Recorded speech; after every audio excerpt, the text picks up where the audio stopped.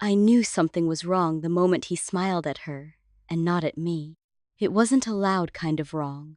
There was no shouting, no broken glass, no dramatic scene like you see in movies. It was quiet, subtle, the kind of wrong that creeps into your chest and sits there, heavy and cold, while everything around you keeps moving like nothing has changed. We were sitting at a corner table at Le Mirage, the kind of restaurant where the lights are dim just enough to make everything feel intimate, and the air smells faintly of butter, wine, and something sweet I couldn't quite place. I had spent 2 weeks planning that night. 2 weeks choosing the perfect dress, the perfect table, the perfect moment. 3 years together. I thought I knew exactly where we were heading. I thought that night would end with a ring. Declan had always liked things simple. That was one of the things I loved about him. He wasn't flashy, not overly romantic in the grand sense, but he was steady, reliable, the kind of man who remembered how I took my coffee and texted me when I got home safely. Or at least, he used to. That evening, though, something felt off from the moment we sat down. "Nice place," he said, glancing around, loosening his tie slightly. I smiled, trying to ignore the small flicker of disappointment that he didn't seem more impressed. "I wanted it to be special." "It is," he replied, but his tone was distracted, like his mind was somewhere else entirely. I brushed it off. Maybe he was nervous. Maybe, just maybe, he had a ring tucked away somewhere, and he was trying to act normal. I remember reaching for my glass of water, my fingers trembling just slightly. I kept thinking, this is it. This is the night everything changes. Then she walked over. Her name was Bianca. I didn't know it yet, but I would remember it later in ways I wish I never had to. She was beautiful in that effortless way. Tall, slim, dark hair pulled back neatly, her smile polished and practiced. The kind of woman who knew exactly the effect she had on people. "Good evening," she said warmly, placing menus in front of us. "I'll be taking care of you tonight." And that's when it happened. Declan looked up at her and smiled. Not the polite smile you give a waiter. Not the quick, courteous kind. No, this was different. It lingered. "Oh," he said lightly, "we're in good hands tonight." I felt something shift inside me. It was small, almost nothing, but it was there. I forced a smile, telling myself I was overthinking. People flirt casually all the time. It didn't have to mean anything, but then he kept doing it. Every time she came back to the table, his attention followed her like a magnet. His posture changed, he leaned in slightly, his voice softened, his jokes became lighter, more playful. I tried to join the conversation once. "So, how was work today?" I asked, hoping to pull him back into our world, our moment. "Yeah, busy," he said quickly, barely looking at me before turning back to Bianca. "What do you recommend here?" She laughed softly. "Depends. Are you feeling adventurous?" "I could be convinced," he replied, his eyes holding hers just a second too long. I sat there, my hands folded neatly in my lap, feeling like I had suddenly become invisible. The candle between us flickered, and for a moment I just stared at it, trying to steady myself. "It's just dinner," I told myself. "Don't make it bigger than it is." But deep down, I knew. This wasn't just dinner anymore. As the evening went on, I found myself speaking less and less. Every time I tried to say something, the conversation drifted back to her. It was subtle, almost unnoticeable if you weren't paying attention, but I was. I noticed everything. The way his eyes followed her when she walked away. The way he laughed just a little louder at her jokes than he ever did at mine. The way he didn't notice when I stopped eating halfway through my meal. At one point, Bianca placed a hand lightly on the edge of the table as she leaned in to ask if we needed anything else. Declan smiled up at her. "Actually, yeah." I held my breath, thinking maybe finally he would turn to me, include me, say something that reminded me I was still sitting there. Instead, he said, "What's your number? In case I need recommendations next time." For a second, I didn't understand what I had just heard. It didn't register. The world around me seemed to blur, like someone had turned down the volume on everything except the sound of my own heartbeat. Bianca hesitated, but only for a second. Then she smiled. "Sure," she said, pulling out a small notepad. And right there, in front of me, she wrote it down. Declan took it without a trace of guilt, without even looking at me. That was the moment something inside me finally broke. Not loudly, not dramatically, just quietly, like a thread snapping after being pulled too tight for too long. I stood up slowly, my chair scraping softly against the floor. Declan glanced up, surprised. "Hey, where are you going?" I looked at him, really looked at him, at the man I had spent 3 years loving, trusting, building a future with, and for the first time, I didn't recognize him. "I think," I said calmly, my voice steadier than I felt, "you should enjoy the rest of your evening." His brows furrowed. "Scarlett, what?" But I didn't let him finish. I didn't raise my voice. I didn't cry. I didn't make a scene. I just turned and walked away. The soft hum of the restaurant swallowed me as I made my way to the door. I remember the cool night air hitting my face, the sound of distant traffic, the way my heels echoed against the pavement. And then, silence. I stood there for a moment, alone, the city moving around me like nothing had happened. 3 years, gone in a single evening. But strangely, beneath the hurt, beneath the humiliation, there was something else. Relief, because in that moment, I realized something I hadn't allowed myself to see before. The man I thought I was going to spend my life with had already left me long before I walked out of that restaurant. The night I walked away from Declan, I didn't cry right away. That surprised me.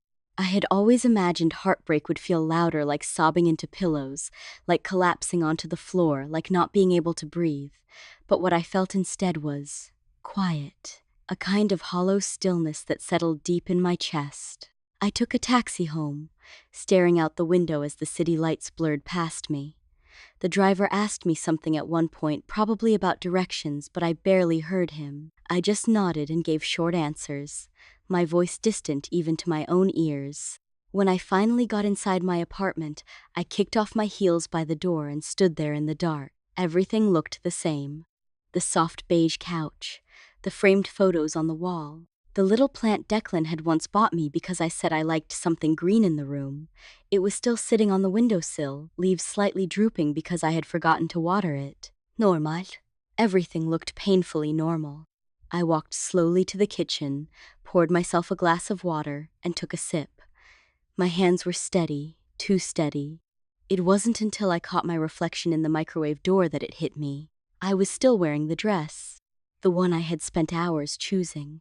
The one I thought I would remember as the dress I got engaged in. Instead, it was the dress I got humiliated in. My throat tightened, and suddenly, the tears came. Not loud. Not dramatic, just quiet, steady tears that slipped down my face as I leaned against the counter, gripping the edge like it was the only thing holding me up. How did I not see it?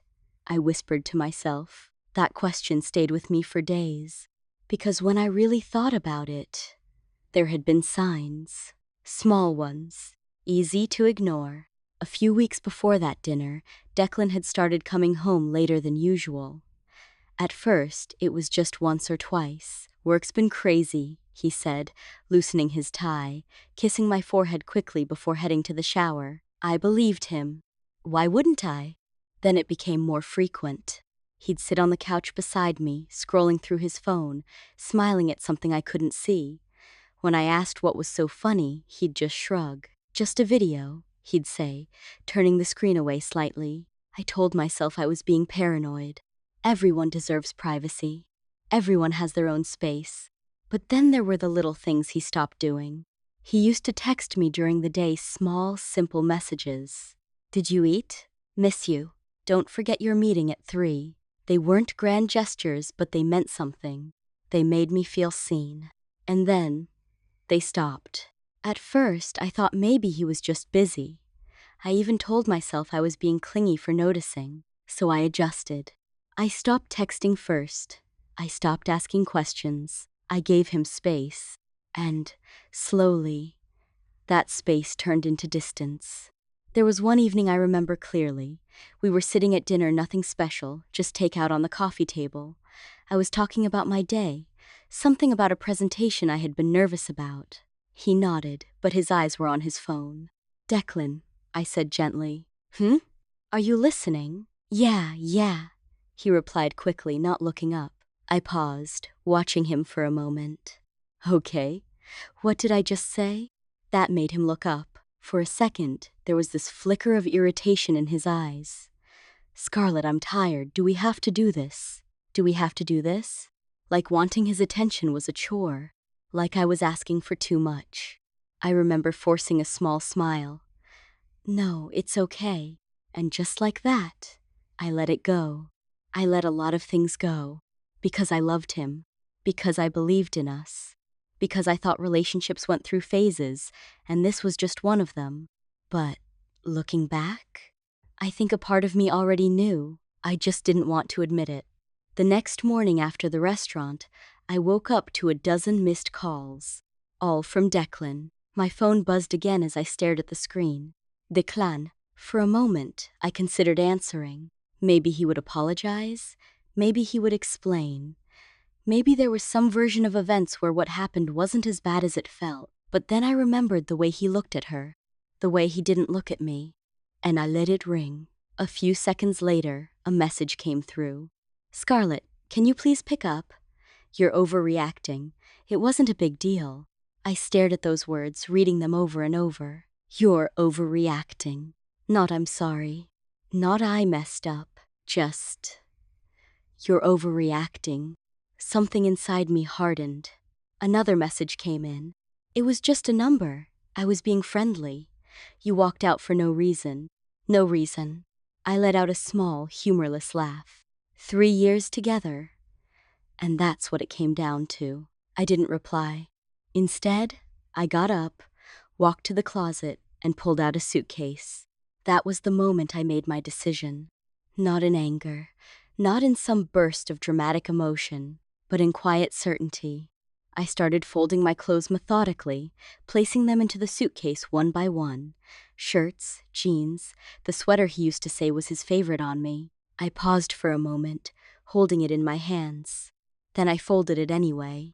Not because I was keeping it for him, but because I was done attaching meaning to things that no longer deserved it. By the time Declan showed up at my door, I was already halfway packed. He knocked urgently. Scarlett, open the door. I took a deep breath, walked over, and opened it. He looked annoyed. Not guilty, not remorseful. Annoyed. What is this? He asked, glancing at the suitcase behind me. You're seriously doing this? I met his eyes, my voice calm. Yes, all because I took a number? He scoffed. You're acting like I cheated on you. I didn't raise my voice. I didn't argue. I just said, you didn't have to cheat for me to see the truth. He frowned. What truth? That you don't respect me anymore. That made him pause. Just for a second. But then he shook his head, running a hand through his hair. You're blowing this way out of proportion. Maybe I was. Maybe, to him, it really wasn't a big deal. But to me, it was everything. Because it wasn't just about that moment in the restaurant. It was about all the moments before it. All the times I felt myself becoming smaller in his life.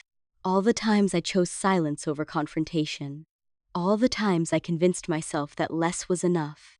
I deserve better than this, I said quietly. He let out a frustrated sigh. So that's it? 3 years and you're just done? I nodded. Yes. There was a long silence between us. And then he said something I'll never forget. Fine, if that's how you want it. No fight. No real attempt to fix it. Just fine. And in that moment, I knew I had made the right decision. Because the man I loved would have fought for me. And the man standing in front of me didn't. The first few weeks after I left, Declan felt like learning how to exist in a life that no longer had a familiar rhythm. It wasn't just about missing him. It was the small, ordinary things that caught me off guard. Waking up and instinctively reaching for my phone to text him good morning, and then remembering I didn't have anyone to send it to. Cooking dinner for one, and realizing I didn't know how to measure portions anymore because I had spent 3 years cooking for 2. Even the silence in my apartment felt different. He had never been particularly loud, but his presence had filled the space in a way I hadn't noticed until it was gone. I moved slowly through those days, like I was carrying something fragile inside me that might shatter if I moved too quickly. Chloe didn't let me disappear into myself, though. She showed up 2 days after the breakup with takeout, a bottle of wine, and that look she always had when she was trying not to say I told you so. "I'm not here to judge," she said as she kicked off her shoes and made herself comfortable on my couch. "I'm here to make sure you don't spend the next month crying over a man who clearly doesn't deserve it." I managed a small smile. "You make it sound so simple." "It is simple," she replied, handing me a container of noodles. "It's just not easy." That was true. We sat there, eating in comfortable silence for a while.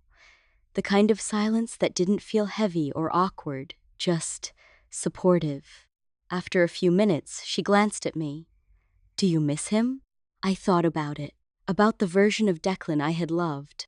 The one who used to laugh with me in the kitchen, who would wrap his arms around me from behind while I was brushing my teeth, who once drove across the city at midnight just because I said I was craving something sweet. "I miss who I thought he was," I said finally. Chloe nodded slowly. "That's usually the hardest part." I set my fork down, staring at the table. "I keep thinking, maybe I overreacted." She didn't respond right away.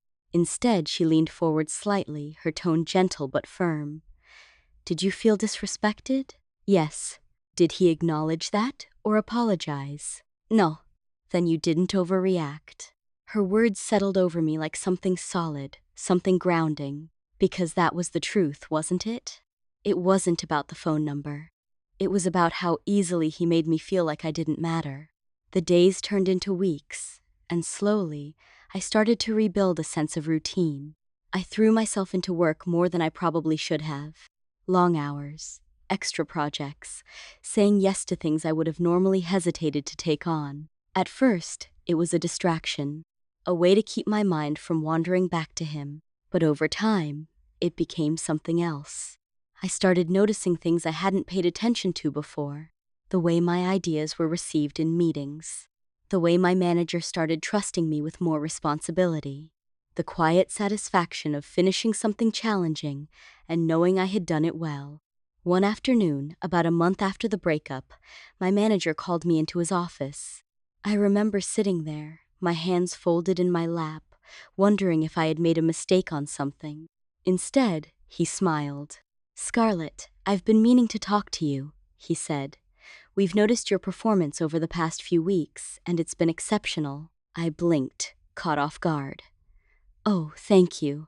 We're restructuring the team," he continued, "and we'd like to offer you a promotion." For a moment, I just stared at him. A promotion. In the middle of everything, something good had happened. Something mine. I swallowed, my voice catching slightly. "I'd love that. Thank you." As I walked out of his office, I felt something shift inside me again. But this time, it wasn't something breaking. It was something rebuilding. That evening, I told Chloe. She squealed, pulling me into a tight hug. "See? This is what happens when you stop wasting your energy on the wrong person." I laughed softly, hugging her back. "Maybe." "No, not maybe," she said, pulling away to look at me seriously. Definitely, for the first time in a long while, I believed her. But healing isn't linear. There were still moments when the past crept back in. Late at night, when everything was quiet, my mind would replay that evening at the restaurant. The way he smiled at Bianca. The way he took her number. The way he looked at me like I was the one who had done something wrong. Sometimes I wondered what he was doing now. If he was still seeing her. If he even thought about me. I hated that those questions still crossed my mind. One evening, about 3 months after the breakup, I got my answer. It happened casually. Too casually. Chloe and I were at a small cafe, sitting by the window, sipping coffee while she scrolled through her phone. "Oh," she said suddenly, her brows lifting slightly. "What?" I asked, stirring my drink absent-mindedly. She hesitated. That was never a good sign. "Okay, I don't know if I should tell you this. My stomach tightened. Chloe, she sighed, setting her phone down. I just saw Marcus's story. Marcus, a mutual friend. What about it? I asked, trying to keep my tone neutral. She glanced at me carefully. Declan's in it. I felt my grip tighten slightly around my cup. Is he alone? I asked quietly. Chloe didn't answer right away, and that silence told me everything. He's with her, isn't he? I said. She nodded slowly. Yeah. I let out a small breath, staring down at my coffee. There it was. Confirmation. Not that I needed it, but still. And? I asked, surprising myself with how steady my voice sounded. Do they look happy? Chloe made a face, like she wasn't sure how to phrase it. They look flashy. I glanced up at her. What does that mean? It means, she said carefully, they're at some expensive place, she's all dressed up, and he looks like he's trying really hard to keep up.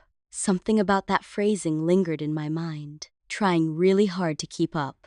I nodded slowly, leaning back in my chair. Well, I said after a moment, I guess that's his choice. And surprisingly, I meant it. Because for the first time since everything ended, I didn't feel that sharp sting of jealousy or hurt. Just distance. Like I was looking at a life that no longer belonged to me. Still, a small part of me couldn't help but wonder if he had really found something better, or if he had just traded something real for something that only looked good on the surface. 6 months after I walked out of that restaurant, my life didn't look anything like it used to, and for the first time, I was grateful for that. I had moved into a new apartment across town. It wasn't bigger than the old one, but it felt different, lighter somehow, like the walls weren't holding on to memories that no longer belonged to me. I chose everything myself this time. The soft gray curtains that let in just enough morning light, the small wooden dining table by the window. Even the scent of the candles I kept on the shelf vanilla, and something warm I couldn't quite name. It felt like my space. Nut Ors. Mine. Work had become more than just a distraction, it had become a source of pride. The promotion had pushed me into a role where I had to trust my instincts, speak up in rooms I used to feel small in, and carry responsibilities that once intimidated me. And somehow, I was doing it. I was becoming someone stronger than I had been before. That evening, Chloe invited me over for dinner. It was casual, just her, me, and Marcus. Nothing unusual. We had done this 100 times before, but something about the way she texted me felt deliberate. Come over. I made your favorite. Also, Marcus has tea. Tea. I smiled to myself as I grabbed my keys. Marcus always had tea. When I arrived, the apartment smelled like garlic and roasted vegetables. Chloe greeted me with a hug, warm and familiar, while Marcus sat at the table scrolling through his phone like he had been waiting for this exact moment. Okay, I said, slipping off my shoes. Why do I feel like I'm walking into something? Marcus looked up, a slow grin spreading across his face. Because you are. Chloe shot him a look. Can you not be dramatic for 5 minutes? I'm not being dramatic, he said, holding up his hands. I'm being accurate. I raised an eyebrow, taking a seat. Should I be concerned? Chloe sighed, sitting down across from me.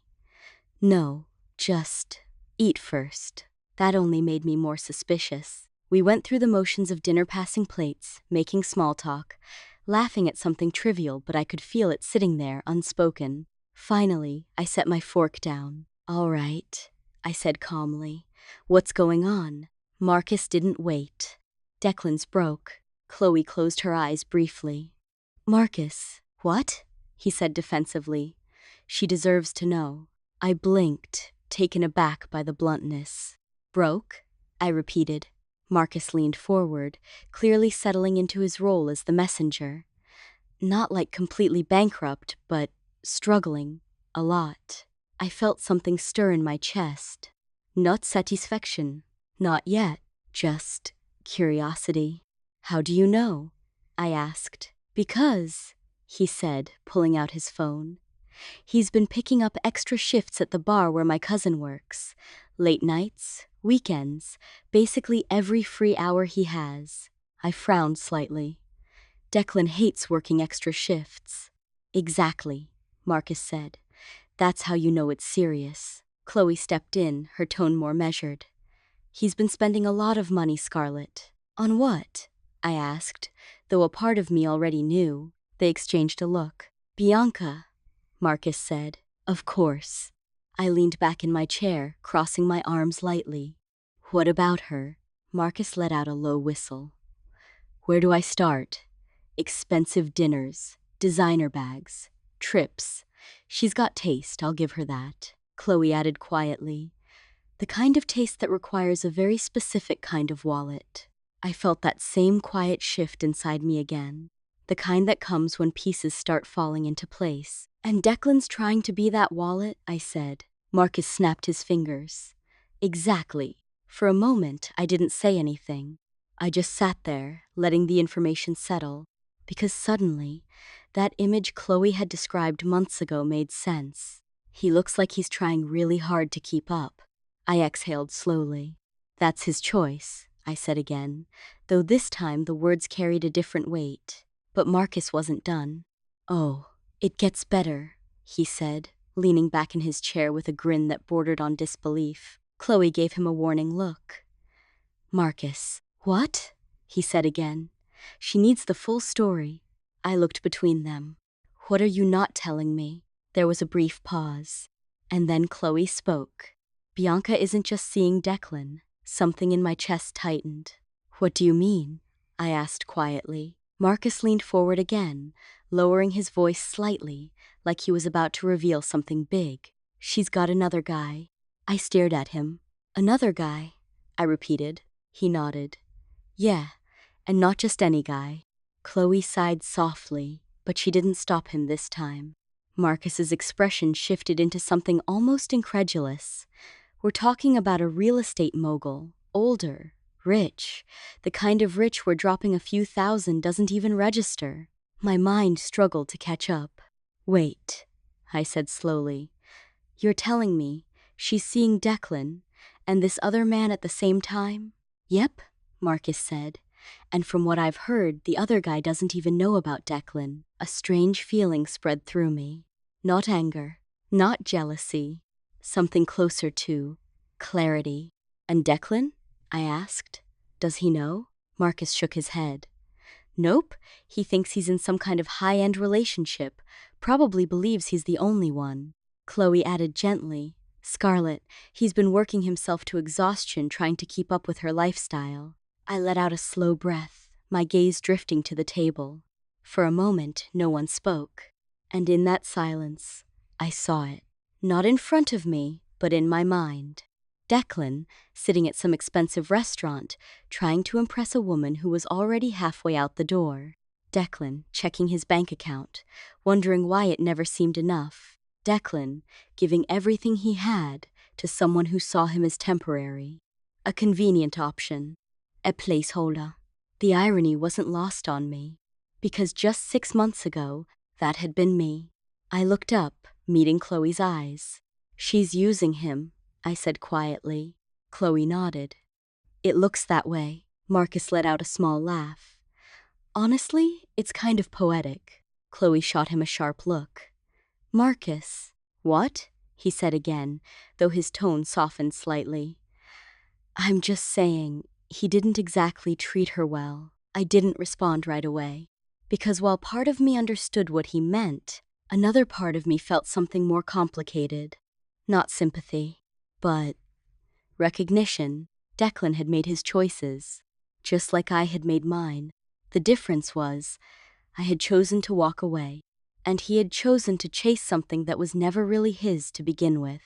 I picked up my glass, taking a small sip of water, my mind steady. Is that all? I asked. Marcus exchanged a glance with Chloe, and then he said, almost casually, Oh, and the rich guy? I raised an eyebrow slightly. What about him? Marcus smiled. He's planning to propose. The room fell quiet, and for a moment, I didn't know whether to laugh or simply sit there and let the weight of it sink in. For a moment after Marcus said it, no one spoke. It was as if the air in the room had shifted, thickened somehow, carrying the weight of something that felt both unbelievable and strangely inevitable. "He's planning to propose?" I repeated, my voice quieter than I expected. Marcus nodded, leaning back in his chair like he had just delivered the final piece of a puzzle. "That's what I heard. Apparently he's been talking about it to people in his circle. Big plans, big ring, the whole thing." Chloe watched me carefully, like she was waiting for a reaction, but I didn't give one. Not right away. Instead, I just sat there, absorbing it, because suddenly, everything made sense in a way that felt almost unsettling. Bianca wasn't just chasing attention, she was chasing security. And Declan, without even realizing it, had become a stepping stone, a temporary solution. A man she could entertain, extract from, and eventually leave behind. I set my glass down gently. "So while Declan is working extra shifts, spending money he probably doesn't have," I said slowly, "she's waiting for someone else to put a ring on her finger." Marcus snapped his fingers again. "Exactly." Chloe sighed softly. "It's not as simple as that, but yes, that's what it looks like." I leaned back in my chair, my gaze drifting for a moment. There was a time when hearing something like this would have broken me, would have filled me with anger, bitterness, maybe even a twisted sense of satisfaction. But what I felt now was different. Calmer, clearer. "Does he know about the proposal?" I asked. Marcus shook his head. "Not a clue. From what I've seen, he's completely invested, thinks he's building something real." A small, almost involuntary breath escaped me, because I remembered what that felt like. Believing in something, investing your time, your energy, your heart, thinking it was leading somewhere meaningful, only to realize later you were the only one building anything. Chloe reached across the table, placing her hand gently over mine. "You okay?" she asked softly. I nodded. "I am," I said honestly. And I meant it, because for the first time since everything ended, I didn't feel like I was standing in the middle of the story anymore. I felt like I had stepped outside of it, like I was watching something unfold from a distance. And that distance gave me perspective. "I don't feel bad for him," I said after a moment. Marcus raised an eyebrow. "Not even a little?" I thought about it carefully. "I don't feel bad for what's happening to him," I clarified, "but I understand how he got there." Chloe gave me a small, knowing look. "That's growth," she said quietly. Marcus shrugged. "I still think it's karma." Maybe it was. Or maybe it was just the natural consequence of choices. Declan had chosen excitement over stability, attention over respect, surface over substance. And now, he was living inside the reality those choices had created. We finished dinner not long after that, the conversation slowly shifting to lighter topics. Work, weekend plans, small things that felt grounded and normal, but the story Marcus had told stayed with me. Not in a consuming way, just quietly present. Later that night, as I drove home, the city lights stretched out in front of me, familiar and steady. I thought about Declan, not with longing, not with regret, but with a kind of detached clarity, because I could see it now, everything I hadn't been able to fully understand before. He hadn't just disrespected me that night at the restaurant. He had revealed who he was becoming, someone who needed validation, someone who chased attention, someone who was willing to trade something real for something that looked more exciting in the moment. And Bianca? She hadn't taken anything from me. She had simply exposed what was already broken. When I got home, I slipped off my shoes and walked into the living room, the soft glow of the lamp casting a warm light across the space. I set my bag down, exhaling slowly. For a moment, I just stood there, taking it all in. The quiet, the calm, the absence of tension. And then, almost without thinking, I smiled. Because this life, this version of my life, felt better than the one I had lost. A few weeks later, I ran into someone I hadn't expected. It happened on a Saturday afternoon. I was at a small bookstore near my apartment, flipping through a novel I wasn't sure I would buy, when I heard a familiar voice behind me. "Scarlett?" I froze. just for a second. And then I turned. Declan looked different.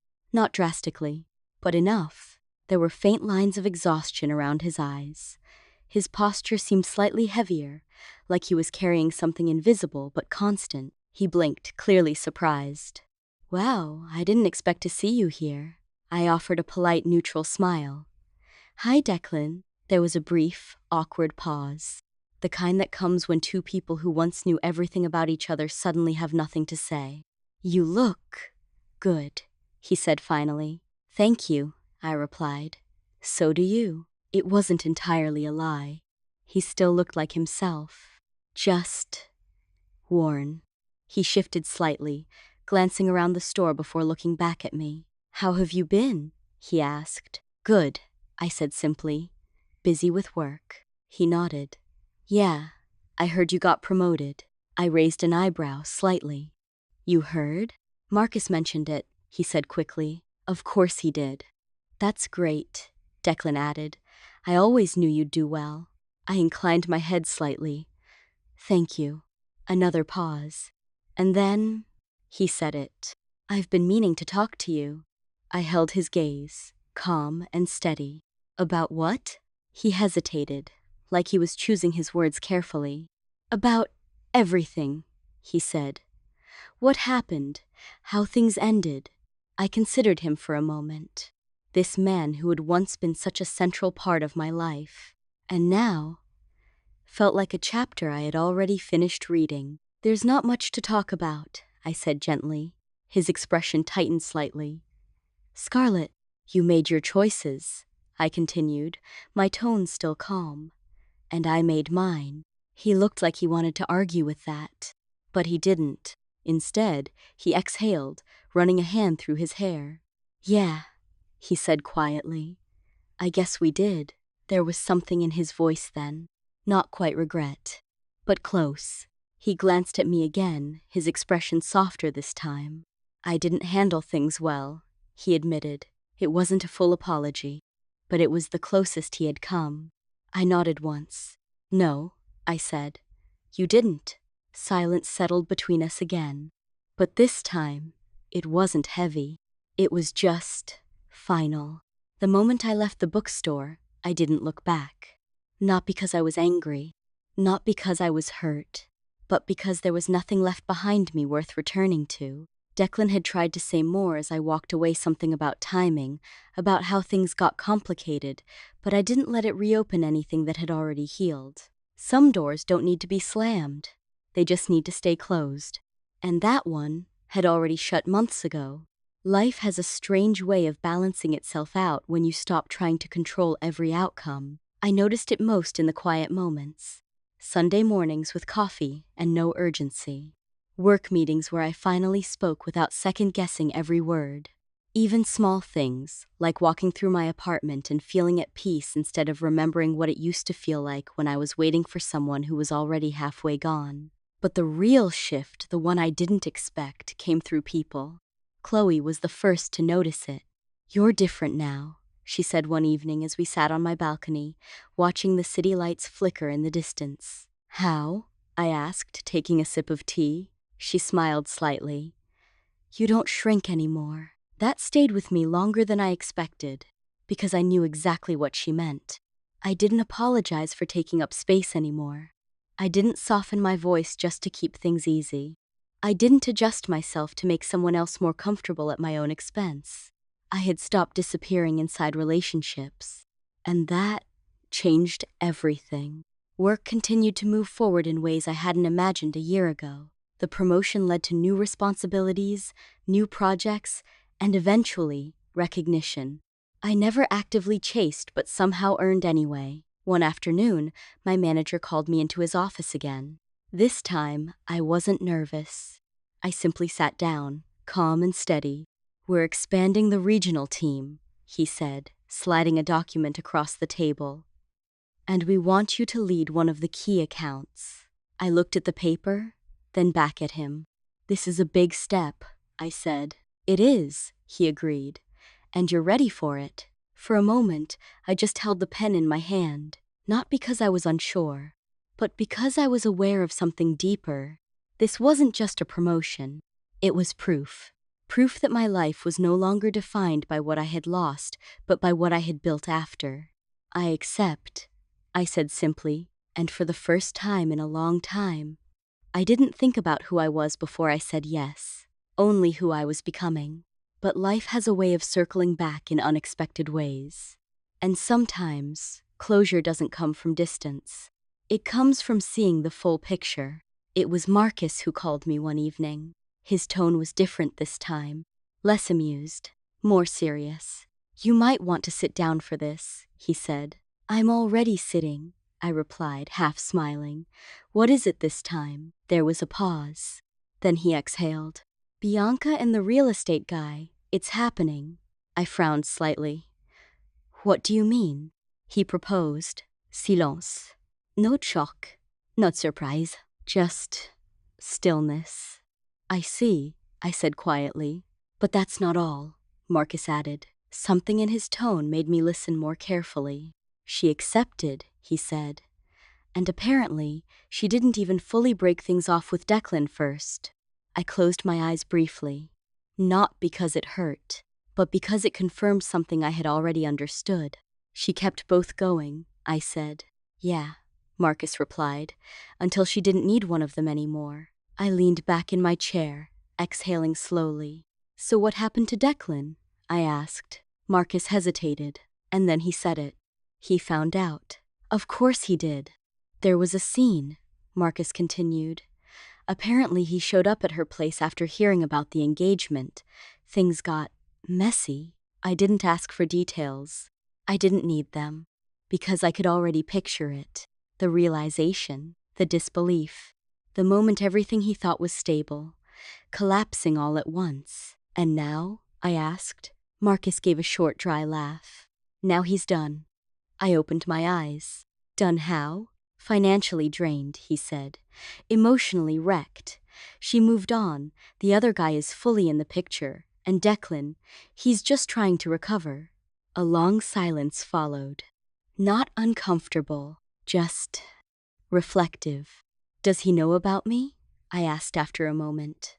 Marcus paused. "Not in detail," he said carefully, "but I think he knows you're doing better." I let that sit for a moment. Not his satisfaction, but his clarity, because that was always going to be the difference between us. I wasn't competing. I wasn't trying to replace anything. I was simply continuing. "I don't feel anything about it," I said finally. Marcus hummed softly. "That's probably the healthiest answer you could give." Maybe it was, but it wasn't indifference. It was distance earned through growth. That night, after the call ended, I stood by my window for a long time, watching the city move below, people going somewhere, always somewhere. And I thought about Declan not as the man I once loved, but as the man he had become through his choices. And I realized something important. He hadn't lost me. Not really. I had simply stopped being available for a life where I was never fully valued. And what followed him after that wasn't my responsibility anymore. It never had been. For the first time, I didn't replay memories to understand where I went wrong. I simply accepted them as part of a story that had ended exactly when it needed to. Not later. Not sooner. Just there. And in that acceptance, there was peace. Not the kind that comes from forgetting, but the kind that comes from finally understanding. Peace doesn't arrive loudly. It doesn't announce itself with dramatic music or sudden clarity. For me, it came in the most ordinary ways, like waking up one morning and realizing I hadn't thought about Declan for days. Not once. Not even in passing. Or standing in my kitchen, making coffee, and noticing how quiet my mind had become. No replaying conversations. No analyzing what I should have said. Just stillness. The kind I didn't recognize at first because I had lived so long without it. Months passed like that. Not empty, but full in a different way. I started traveling a little short weekend trips at first. Nothing extravagant, just places close enough to drive to, far enough to feel like a reset. One trip in particular stayed with me. A small coastal town. Quiet mornings, soft ocean wind, and cafes where people lingered longer than they rushed. I remember sitting by the water one afternoon, watching the waves fold into each other, endless and unbothered. Chloe had come with me. She stretched her legs out in the sand, sunglasses slightly tilted, watching me with that familiar expression. "You look different here," she said. "Different how?" I asked. She smiled faintly. "Like you're not waiting for anything anymore." That sentence lingered, because she was right. For so long, even when I was moving forward, part of me had been waiting for clarity, waiting for closure, waiting for some final emotional explanation that would make everything make sense. But sitting there, listening to the waves, I realized something simple. Closure doesn't always come from the other person. Sometimes it comes from choosing not to carry the story anymore. We stayed there until the sky started to shift into soft shades of orange and gold. And for once, I didn't feel like I was healing from something. I felt like I had already healed. Back in the city, life continued with its quiet momentum. Work became steady in a way that no longer felt like escape, but purpose. I led my team through projects I once would have doubted myself in. I spoke in meetings without rehearsing every sentence in my head. I made decisions without asking for permission from anyone's opinion. And slowly, I stopped measuring my worth against anyone else's presence in my life. One evening, I was leaving the office when I ran into someone unexpected. Bianca. It wasn't planned. It wasn't dramatic. Just one of those moments where two lives briefly cross paths in a place neither expected. She stood near the entrance, talking on her phone, dressed sharply but differently than I remembered. There was something more controlled about her now, more careful. When she saw me, she hesitated, then ended her call. "Scarlett," she said. I nodded politely. "Bianca, a pause." The kind that holds too many unsaid things but no longer demands to be spoken. "You look well," she said. "So do you," I replied. It was true in a surface way, but beneath it, there was distance. She shifted slightly, glancing away for a moment before looking back at me. "I heard about Declan," she said quietly. Of course she had. News like that always travels in circles. I didn't react immediately, just studied her for a moment. Not as an enemy, not as a rival, but as a person who had been part of a chapter I no longer lived in. "I hope he's okay," I said finally. That surprised her. I could see it in her expression. She didn't expect that answer. "I didn't mean for things to," she started, but I gently raised a hand, stopping her. "I know," I said calmly, "and it's not my story anymore." Silence? Not tense, just real. She nodded slowly, almost like she was processing something she hadn't prepared for. "Take care of yourself," she said softly. "You too," I replied, and then I walked past her. No wait, no lingering emotion, just movement.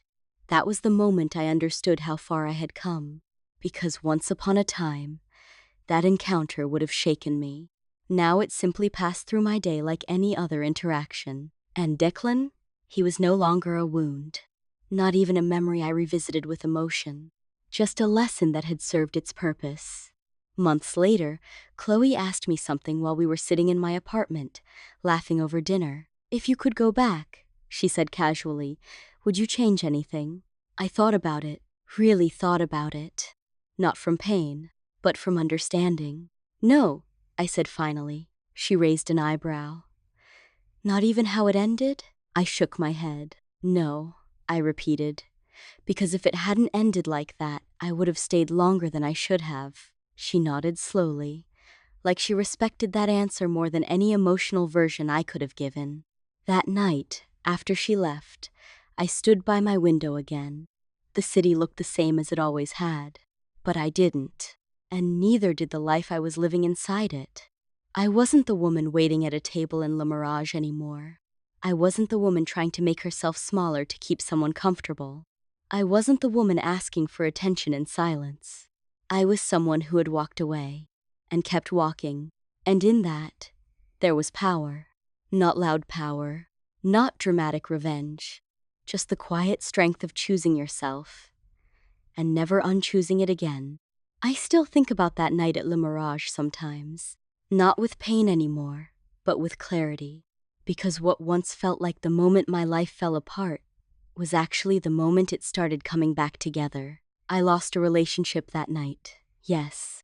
But I also lost the version of myself that stayed too long, stayed too quiet, stayed too willing to accept less than I deserved. And in that loss, I found something I didn't even know I needed. Myself. Declan taught me something I never forgot.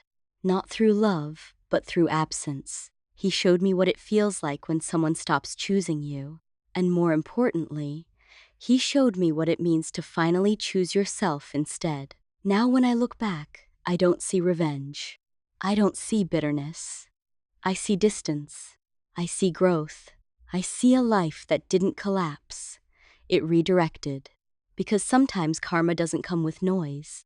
Sometimes it comes quietly, in the way life simply continues without you needing to chase closure from anyone who once hurt you. And that, I've learned, is its own kind of justice. So I wonder, if you were sitting in that restaurant, watching everything I saw that night, would you have stayed and fought for answers? Or would you have stood up and walked away the way I did? Tell me in the comments. And if you've ever had to rebuild yourself after someone underestimated your worth, I hope you know this. Walking away isn't losing. Sometimes, it's the first time you truly win.